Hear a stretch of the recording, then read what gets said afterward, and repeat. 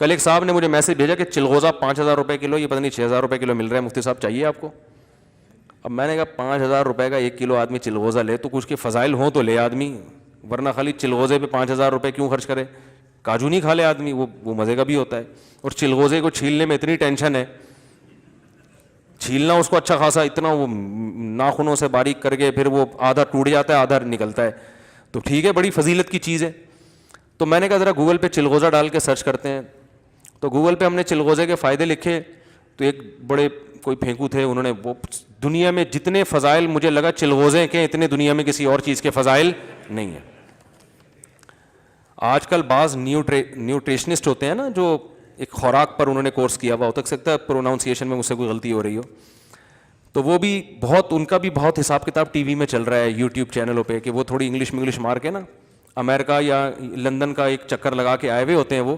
تو میں نے ایک چھوٹا موٹا کہیں لندن سے پیاز کے بارے میں کچھ معلومات لے لیں, تو اب لوگ کہتے ہیں لندن سے پڑھے ہوئے ہیں, امریکہ سے پڑھے ہوئے ہیں. یہ چیز ٹیلی ویژن پہ یوٹیوب پہ بہت چل رہی ہے, باقاعدہ پراپر ڈاکٹر بھی نہیں ہوتے وہ MBBS. تو چند چیزیں, دار چینی, لونگ, میں آپ کو چند چیزیں بتاتا ہوں جن سے یہ ان کے حساب کتاب چلتا ہے. دار چینی, لونگ, ادرک, لہسن اور کالی مرچ, 5 چیزیں ایسی ہیں, اور کوئی رہ تو نہیں گئی؟ دار چینی, ادرک, لہسن, لونگ اور کالی مرچ, شاید ایک آدھ چیز رہ گئی ہو. تو یہ 5 کامن چیزیں. ہلدی, آپ کو اگر یوٹیوب پہ یا فیس بک پہ یا ٹیلی ویژن پہ اپنا چورن بیچنا ہے تو آپ ان 5 چیزوں کے فضائل انٹرنیٹ سے یاد کر کے لوگوں کو قہوے پلانا شروع کر دو. آپ ادرک کے یہ فضائل, ادرک پہ پوری دنیا میں کانفرنس ہوتی ہے, ادرک یوں کرتا ہے, ایسا کولیسٹرول کاٹتا ہے, ایسا پھیپڑوں کو سیٹ کرتا ہے اور امیون سسٹم بڑھاتا ہے. اور لہسن آپ نے اگر کھا لیا تو بس آپ قیامت کا اعلان کر کے ہی دنیا سے جاؤ گے, اس سے پہلے اگر آپ مر گئے تو میری طرف سے گارنٹی ہے. یہ فضائل چل رہے ہوتے ہیں, جو ماہرین خوراک ہوتے ہیں نا غذاؤں کے, جنہوں نے ڈپلومے کیے ہوئے ہوتے ہیں, وہ ٹیلی ویژن پہ آ کے, یوٹیوب پہ آ کے لوگوں کو کرونا کے خلاف بھی, لونگ جس نے کھا لی نا, وہ نہیں ہوتی لونگ چھوٹے دانے, وہ کھا لی تو بس دنیا میں اس سے بڑا کام تو دنیا میں کسی نے کیا ہی نہیں ہے. اور نیچے لوگوں کے کمنٹس ہوتے ہیں 3 پیس سوٹ ٹائی. میں کسی شخصیت کے بارے میں نہیں کہہ رہا, اچھے بھی ہوتے ہیں, لیکن دکان ہمارے ہاں پھینکوؤں کی زیادہ چلتی ہے. جو آدمی اعتدال والی بات کرتا ہے نا, پبلک نہیں مانتی اس کو. مثال کے طور پر آپ نے اگر ادرک کے فضائل بیان کیے ٹی وی میں بیٹھ کے, اگر آپ اعتدال سے بیان کرو گے تو آپ کہو گے بھائی ادرک جو ہے نا کولیسٹرول کو ختم کرتا ہے, رپورٹ ہے یہ, بس بہت ساری چیزیں کرتی ہیں جن میں ادرک بھی کر لیتا ہے. تو اس میں اگر آپ دن میں 1 آدھ قہوہ بنا کے پی لیں تو امید ہے فائدہ ہوگا, بشرطے کہ دمبے کے چربے نہ پھوڑ رہے ہو آپ بیٹھ کے مفتی صاحب کا بیان سن کے, یعنی چربی اعتدال سے کھا رہے ہو, بشرطے کہ آپ جاگنگ بھی کرتے ہو, واکنگ بھی کرتے ہو, ساری چیزیں کرتے ہو, تو اس کے ساتھ ایک ادرک کا قہوہ بھی ہو گیا تو ٹھیک ہے. نہیں بھی پیا تو مریں گے انشاءاللہ پھر بھی نہیں. اور بھی اگر آپ ایکسرسائز کر رہے ہیں, او بھائی کچھ بھی نہیں ہے. صحت کے جو اصول ہیں نا بیسک, وہ 2 اور 2 4 کی طرح. اب تو دنیا نے اتنی ترقی کر لی ہے, جو ماہر حکیم ہیں, ماہر ڈاکٹر ہیں, وہ ایک ہی بات کرتے ہیں. صحت کے اصول بہت آسان ہے, آپ جاگنگ کرو, ایکسرسائز کرو اور اپنی خوراک کو یوٹیلائز کرو. اصل یہ ہے کم کھاؤ. آپ کو پتا ہے یہ جو چینی ہم پھوڑ رہے ہیں نا طبیعت سے, حلوے مانڈے, ایک ڈاکٹر نے بتایا سگریٹ سے زیادہ نقصان دہ ہیں. یہ خوراک پہ کنٹرول نہیں ہے. آپ نے رات کو 12 بجے بیٹھ کے نان تافتان اور یہ اتنے کو پھوڑا, اس کے بعد آپ سمجھ رہے ہو ادرک کا قہوہ پیوں گا ہمیشہ زندہ رہوں گا, مر جائے گا. سمجھ میں آ رہی ہے بات؟ تو اصل جو اس کو میں بھی کبھی کبھار بتا دیتا ہوں, لہسن کھا لیا کرو, لیکن ہر چیز کا ایک سائڈ افیکٹ بھی ہوتا ہے.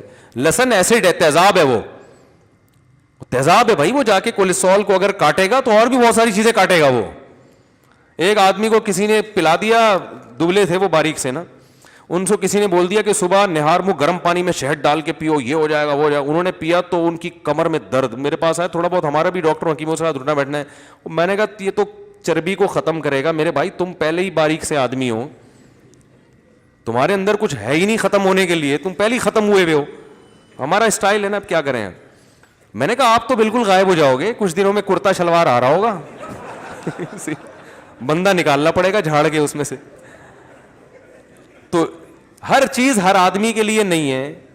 اور دوسری بات, اگر آپ میں فیٹ ہے نا تو سب سے پہلے لائف اسٹائل کو, بس یہ قدرت نے کوئی, دیکھو صحابہ کی کتنی اچھی صحتیں ہوا کرتی تھی, ان کو کیا پتا تھا لونگ کے کیا فائدے ہیں, ادرک کے کیا فائدے ہیں, کالی مرچ کے ہم نے بھی فائدے بیان کیے ہوتے ہیں, لیکن سب کچھ یہ نہیں ہے.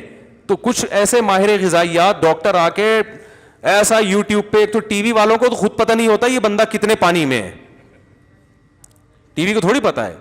ماہر کے بارے میں نا ماہرین سے پوچھا جاتا ہے.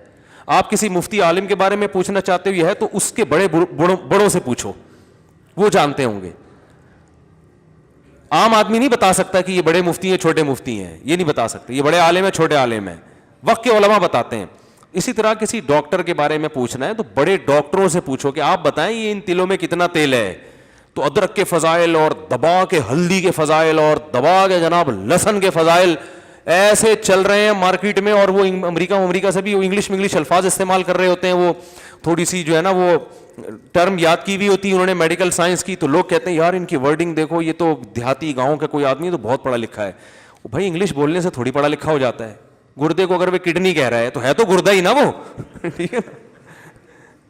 پھیپڑے کو لنگس کہہ رہا ہے تو وہ پھیپڑا ہی ہے نا, ہے تو. اب حکیم پھیپڑا کہہ دیتا ہے, وہ لنگس کہہ دیتے ہیں, اس سے کیا فرق پڑتا ہے. زبان کو ٹنگ کہہ دیا آپ کی تو وہ زبان تو زبان ہے, دانت کو کچھ بھی کہہ دیا. تو اس سے لوگ انسپائر ہوتے ہیں. تو اس لیے کچھ ٹرم یاد کر لینا, کچھ اصطلاحات یاد کر لینا, یہ کوئی مہارت کی بات نہیں ہوتی. پراپر ڈاکٹر ہونا چاہیے. کسی اگر وہ کہہ رہا ہے میں امریکہ سے, تو کتنا پڑھا ہے آپ نے امریکہ میں, آپ کون سی یونیورسٹی میں کتنا پڑھ کے آئے ہیں وہاں پہ, ہمیں بھی تو پتا ہے نا, ہم طرف فون کر کے پوچھیں گے یونیورسٹی کتنا, ایسا تو نہیں گئے اور ایک پیاز کے بارے میں کچھ تھوڑا سا پڑھا کے آ گئے وہاں سے. تو یہ سب چیزیں لوگ کیش کرا رہے ہوتے ہیں اور لوگ اپنی صحتوں کو برباد کر رہے ہوتے ہیں. ہمارے ایک جاننے والے کو کورونا ہوا, ان کو قہوے بہت پلائے تھے انہی ٹائپ کے لوگوں نے, یہ والا قہوہ پیو امیون سسٹم بڑھے گا, یہ والا قہوہ پیو, پھر بھی کورونا ہو گیا. ان کو اتنا خطرناک کہ موت کے منہ سے نکل کے آئے. اس کے بعد وہ قہوے والوں کو نا بھر بھر کے گالیاں دے رہے ہیں, کہہ رہے ہیں لونگ دار چینی لہسن کوئی چیز میں نے نہیں چھوڑی تھی, اور اتنے خطرناک بیمار ہوئے. تو جو ریسرچ ہوتی ہے نا بین الاقوامی سطح پہ, وہ ریسرچ سب سے پہلے, باقی چیزیں ٹھیک ہے. ادرک کے فائدے ہیں, پی لیں, موٹے لوگ چربی والے لوگ پی لیں تو فائدہ ہوگا. میں نے کچھ دن پہلے, میں بھی ان سب چیزوں کا ڈسا ہوا ہوں. ہم نے بھی شروع میں جب ہمیں معلومات نہیں تھی, ایک دن میں نے انٹرنیٹ پہ دیکھا, پرانی بات ہے نا, ہمارے اس وقت ڈاکٹروں سے اور اچھے جو ذرا اس طرح کے لوگوں سے جو بہت ہی ذمہ دار قسم کے ہوتے ہیں, ان سے رابطے اتنے نہیں تھے اس وقت. تو ایک دن میں نے بھی کیا کیا, میں نے وہ لونگ دار چینی رات کو نا قہوہ بنا کے, لونگ دار چینی ادرک اور جتنے, میں نے کہا جب ادرک پہ پوری گول میز کانفرنس ہوتی ہے پوری دنیا میں, اور لونگ پہ, تو ساری کانفرنس ہم ایک ہی کپ میں کیوں نہ جمع کر لیں. تو ہم نے وہ بڑا کے بڑا خاندانی سا قہوہ بنا پیا. صبح مجھے پیشاب میں اتنی سخت تکلیف شروع ہو گئی, وہ پتہ نہیں کیا اس نے تیزابیت کی ہے پیٹ میں جا کے. تو ہر چیز کسی ریلائبل حکیم, اگر حکیم بھی ہے تو کوئی ماہر ہونا چاہیے. پہلے قبرستان وہ بھر چکا ہو آپ کے علاوہ لوگوں سے, تجربے ہو چکے ہوں, یہ والا پلایا تھا تو وہ مرا تھا, یہ پلایا تھا تو وہ مرا تھا. اور یہ تجربے ہوتے ہیں جو بین الاقوامی سطح پہ ریسرچ ہوتی ہے, اس میں جانوروں پہ تجربے ہو چکے ہوتے ہیں, چوہوں پہ تجربے ہو چکے. ایک ڈاکٹر نے بتایا کہ تجربوں کے اتنا کروڑوں روپے تجربوں میں خرچ ہوتا ہے, اس کے بعد جب وہ میڈیسن انسانوں پہ استعمال ہوتی ہے تو 90% فیل ہو جاتی ہیں. وہ 90% دوائیں انسانوں پہ استعمال ہونے کے بعد بھی ریجیکٹ ہو جاتی ہیں, کروڑوں روپے ضائع ہو جاتے ہیں. صرف 10% دوائیں ہیں جو اتنے تجربوں کے بعد جا کے, وہ جو ریسرچ کا ایک بین الاقوامی معیار ہے کہ یار اب یہ انسان کو کھلائی جائے گی, یہ پیناڈول ہو گئے, ڈسپرین, بہت تجربوں کے بعد مارکیٹ میں آتی ہیں.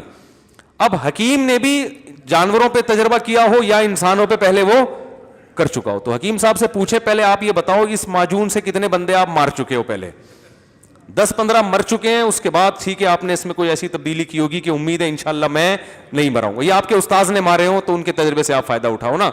تو حکیم بھی ماہر ہونا چاہیے, پڑھا لکھا ہونا چاہیے. اور کوئی جو ماہر غذائیات ہیں تو یہ صرف ٹی وی پہ آپ کبھی بھی بھروسہ نہ کریں. اور میں کہتا ہوں کوئی بھی اس طرح کی چیز جب انٹرنیٹ پہ آپ دیکھیں, اپنے علاقے کے ڈاکٹر سے پہلے تھوڑا سا رابطہ کر لیا کریں. اچھا اس میں یہ بھی ہوتا ہے کہ حکیم ڈاکٹروں کی ٹانگیں کھینچتے ہیں, ڈاکٹر حکیموں کی ٹانگیں کھینچتے ہیں, ہومیوپیتھک دونوں کی ٹانگیں کھینچ رہے ہوتے ہیں, اور یہ جو ماہر غذائیات ہیں یہ تینوں کی ٹانگیں کھینچ رہے ہوتے ہیں. یہ بھی بہت کشتی چل رہی ہوتی ہے. تو یہ بھی ایک ہے کہ کسی کی وجہ سے آپ کسی کو برا بلا نہ کہیں لکل فن الرجال, ہر فن کے ماہرین ہوتے ہیں اپنی جگہ.